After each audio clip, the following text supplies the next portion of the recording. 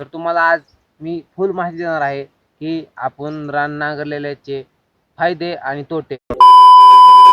हे गाईज, तर आजच्या ब्लॉगमध्ये तुमचे स्वागत आहे. आज मी आलेलो आहे बघा रानामध्ये, आणि रानामध्ये आलेलो आहे आणि आमचं रान नांगरलेलं आहे बघा. हे तुम्ही बघू शकता, रान नांगरलेले आहे रात्री. तर तुम्हाला आज मी फुल माहिती देणार आहे की आपण रान नांगरलेल्याचे फायदे आणि तोटे. रान नांगरलेल्याचे काय तोटे नाहीत, पण फायदे खूप आहेत. तर फायदा पहिला तुम्हाला सांगतो. रान नांगरल्याने जे लाव्हाळा असतो बघा, लाव्हाळा, तो लाव्हाळा नष्ट होतो, म्हणजे बऱ्यापैकी नष्ट होतो. तसा होत नाही, पण बऱ्यापैकी नष्ट होतो.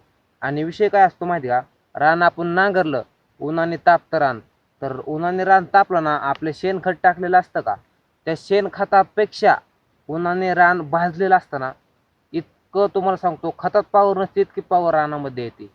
असं असतं. त्यामुळं वर्षातनं एकदा तरी उन्हाळ्यामध्ये रान नांगरलंच पाहिजे. हा आहे माझा दुसरा.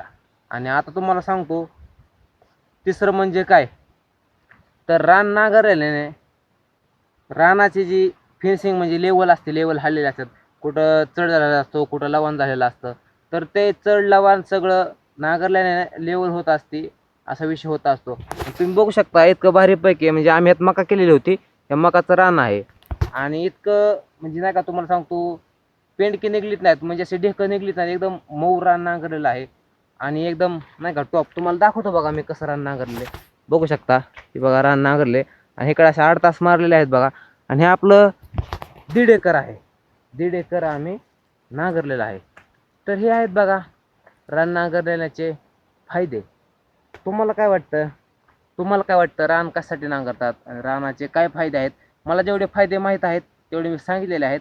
आणि तुम्हाला जर काहीतरी फायदे माहिती असतील तर ते मला कमेंटमध्ये सांगा.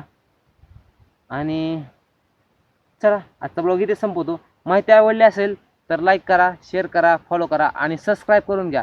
मित्रांनो, मी एक नवीन ब्लॉगर आहे, म्हणजे मी एक शून्यातनं सुरुवात केलेली आहे. मला म्हणजे इतका काही अनुभव नाही आहे, पण तरीही मी माहिती कशी देतोय ते तुम्ही कमेंटमध्ये सांगा, म्हणजे चांगल्या प्रकारे माहिती भेटते का. आणि आपल्या चॅनलला सबस्क्राईब करून टाका, म्हणजे मला थोडं भारी वाटेल.